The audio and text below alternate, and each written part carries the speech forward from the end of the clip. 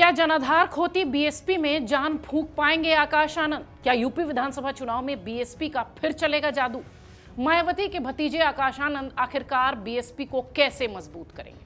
दरअसल ये और इस तरह के तमाम सवाल इसलिए उठ रहे हैं क्योंकि उत्तर प्रदेश की राजनीति में इन दिनों आकाश आनंद का नाम खासा चर्चित है। 2027 में होने वाले विधानसभा चुनाव से पहले उत्तर प्रदेश की सियासत में बीएसपी प्रमुख मायावती के भतीजे आकाश आनंद एक बार फिर एक्टिव होने जा रहे हैं। उनके रोड शोज और जनसभाओं का पूरा रोड मैप बनकर तैयार हो गया है, जिसके बाद अब एक बार फिर यह सवाल उठने लगा है कि क्या खत्म होती बीएसपी में जान फूंक सकेंगे आकाश आनंद? बीएसपी की उस रणनीति को आपको बताते हैं जिनमें कि आकाश आनंद अपने आप को सामने रखकर पूरा काम करने और बीएसपी के कमबैक की तैयारी कर रहे हैं। हाँ, उन्हें इंतजार है सिर्फ और सिर्फ मायावती की हाँ का। उत्तर प्रदेश में बहुजन समाज पार्टी अपने वजूद को बचाने के लिए पंचायत चुनाव और विधानसभा चुनाव में अपनी पूरी ताकत झोंकेगी।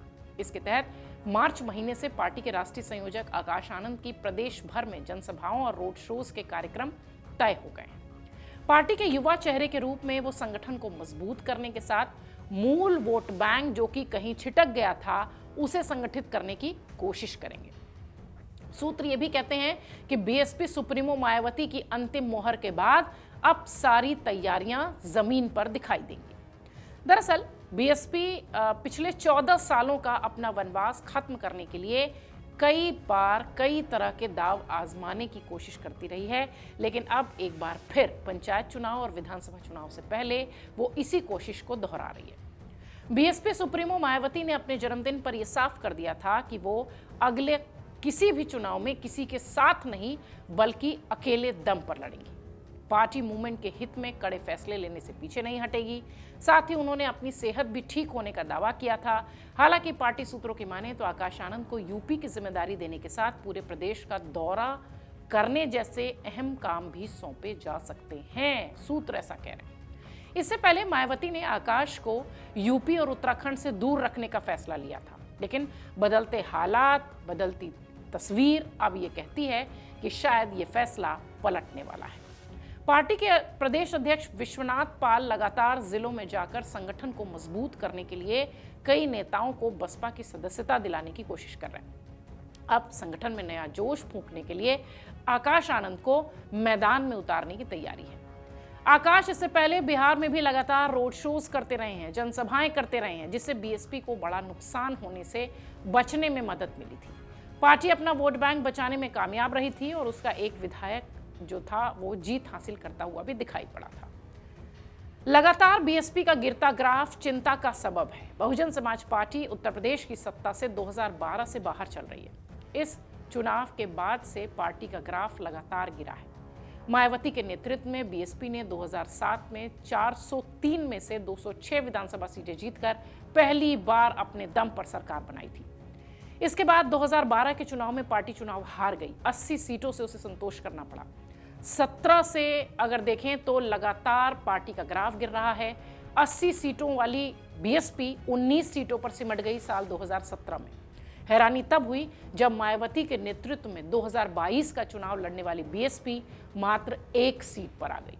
इन चुनावों में लगातार बीएसपी का जनाधार गिरता गया। बीएसपी को 2007 में 30% से ज्यादा के वोट मिले थे, 12 में 25% से ज्यादा की वोटिंग परसेंटेज हुए, 17 में 22% के आसपास के वोट परसेंटेज रहे और आप सुनकर हैरान रह जाएंगे कि 2022 में ये गिरकर मात्र 12.9% तक आ गया। बीएसपी का यही हाल यूपी में लोकसभा चुनाव में भी देखने मिला था। 2009 के लोकसभा चुनाव में जहां पार्टी ने 20 सीटें, 2014 में 0, 2019 में समाजवादी पार्टी से गठबंधन के कारण 10 सीटों पर जीत मिली थी और 2024 में लोकसभा चुनाव में बीएसपी एक भी सीट नहीं जीत पाई थी। बीएसपी एक राष्ट्रीय पार्टी है जो पूरे देश में राज्यों में विधानसभा चुनाव लड़ती है, मगर राज्यों के पिछले कई चुनावों में देखा जाए तो पार्टी का जनाधार संकुचित हुआ है, सिकुड़ गया है। इन चुनावों ने जनता के बीच बहन मायावती की विश्वसनीयता पर प्रश्न चिन्ह लगा दिया है। उनको बहन मायावती के नाम से जाना जाता रहा है, इसलिए ये बात कही गई। बीएसपी के गिरते जनाधार और सीटों ने पार्टी के रणनीतिकारों को भी चिंता में डाल दिया है। रणनीतिकार ये सोचने को मजबूर हैं कि आखिर पार्टी का ग्राफ इतना तेजी से गिरा क्यों और क्यों गिर रहा है। पार्टी ने अपने पुराने जनाधार को वापस पाने के लिए रणनीति बनाकर काम करना शुरू कर दिया। बीएसपी की नई रणनीति धरातल पर उतरने और उसका जिम्मा पूर्व मुख्यमंत्री और पार्टी सुप्रीमो मायावती के भतीजे आकाश आनंद को देने के साथ ही नए तरह के बदलाव की कोशिश में दिखाई पड़ती है। आकाश आनंद के कम अनुभव लेकिन युवा जोश के कंधों पर बहुजन समाज पार्टी को एक बार फिर से देश भर में जिंदा करने की जिम्मेदारी है। अब वो कितना इसमें कामयाब हो पाते हैं ये तो चुनाव के परिणाम बताएंगे, लेकिन मार्च से बम्पर तैयारी की ओर आकाश आनंद दिखाई पड़ रहे हैं। आकाश आनंद पार्टी में महत्वपूर्ण जिम्मेदारी संभालते हुए बीएसपी को रिवाइव करने की कोशिश कर रहे हैं। कैसे कर पाएंगे ये सोचने वाली बात है। रणनीतिकार भी लगातार इस पर काम कर रहे हैं। आकाश आनंद को उनकी बुआ मायावती ने सबसे पहले 2019 के लोकसभा चुनाव के दौरान लॉन्च किया था, आपको अगर याद होगा तो। उस चुनाव में बीएसपी का समाजवादी पार्टी से गठबंधन था। आकाश बीएसपी के स्टार प्रचारक बने। मायावती के भतीजे को सभी जानना और सुनना चाहते थे।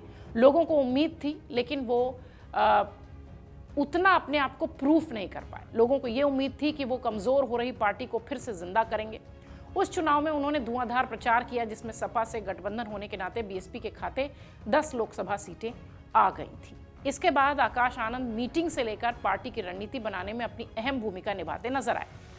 लंदन से एमबीए आकाश आनंद टेक्नोलॉजी को भली भांति समझते हैं। उन्होंने पार्टी सुप्रीमो को नए जमाने के सोशल मीडिया पर किस तरीके से एक्टिव होना है, बीएसपी के आने का भी आग्रह किया। उन्होंने मायावती से भी आग्रह किया और वो देश भर में बीएसपी के लिए वैचारिकी को मजबूत करते हुए दिखाई पड़ रहे हैं। इसके साथ ही वो पार्टी की गतिविधियों को सोशल मीडिया के सभी प्लेटफॉर्म्स पर ला रहे हैं। ये भी उनकी एक बड़ी कोशिश है। राजनीतिक जानकारों का कहना है कि आकाश आनंद जिस आक्रामक तेवर से रैलियां कर रहे थे और युवाओं को आकर्षित कर रहे थे, उसकी हर तरफ चर्चा थी। वो छात्रों और युवाओं से जुड़े मुद्दे उठा रहे थे। शिक्षा, बेरोजगारी, पेपर लीक जैसे मुद्दे उन्होंने उठाए। ऐसा माना गया कि युवाओं का एक बड़ा वर्ग उनसे प्रभावित हो रहा है। विरोधी दलों की निगाह भी उन पर थी। लेकिन आकाश आनंद लगातार बड़ी चुनौतियों से गुजरते रहे हैं और अब भी उनके सामने चुनौतियां कम नहीं हैं। उत्तर प्रदेश में 2012 के विधानसभा चुनाव के बाद बीएसपी का जनाधार लगातार घट ही रहा है। पार्टी और आकाश की सबसे बड़ी चुनौती यही है कि वो घटे हुए जनाधार को फिर से कैसे वापस लाएं, कैसे बीएसपी से जोड़ें। अगर देखा जाए तो बीएसपी के वोटर आज भी उनके पास हैं। हालांकि उनके वोटरों में बीजेपी और नगीना से सांसद चंद्रशेखर आजाद ने भी कुछ हद तक सेंधमारी की है, मगर थोड़ी मेहनत करने के बाद बीएसपी इन्हें वापस पार्टी से जोड़ सकती है, ऐसा रणनीतिकार कहते हैं, राजनीतिक विश्लेषक कहते हैं। मगर आकाश आनंद की सबसे बड़ी चुनौती मुस्लिम वोटर्स को वापस जोड़ना है। जो मुसलमान बड़े पैमाने पर बीएसपी के ऊपर भरोसा किया करते थे, वो अब छिटक चुके हैं। मुसलमान छिटक कर समाजवादी पार्टी और कांग्रेस के हिस्से चले गए। ऐसे में आकाश आनंद को मुसलमानों में विश्वास जगाना बड़ी चुनौती है। यूपी विधानसभा चुनाव में आकाश आनंद की सबसे बड़ी चुनौतियों में से एक आजाद समाज पार्टी के अध्यक्ष और लोकसभा सांसद चंद्रशेखर आजाद भी हैं। चंद्रशेखर दलित वोटरों में अपनी पैठ बना चुके हैं। यूपी में मायावती के बाद एक दलित लोकप्रिय चेहरे के रूप में चंद्रशेखर को लोग जानने लगे हैं। लोग ये भी मानते हैं कि इसकी बानगी उनकी रैलियों में दिखाई पड़ती है, जब भारी भरकम भीड़ नजर आती है। ऐसे में आकाश आनंद को अपनी राजनीतिक काबिलियत के दम पर चंद्रशेखर से पार पाना और दलित वोटरों को साधे रहना बड़ी चुनौती है। फिर भी आकाश आनंद सिर्फ और सिर्फ अपनी बुआ मायावती की हाँ का इंतजार कर रहे हैं। उसके बाद मार्च से वो जमीन पर उतरेंगे और पंचायत चुनाव और विधानसभा चुनाव के लिए बीएसपी का जनाधार जुटाने की कोशिश करेंगे। अगर आप ये वीडियो YouTube पर देख रहे हैं तो हमारे चैनल को सब्सक्राइब कर बेल आइकन दबाएं और Facebook पर देख रहे हैं तो हमारे पेज को लाइक करें।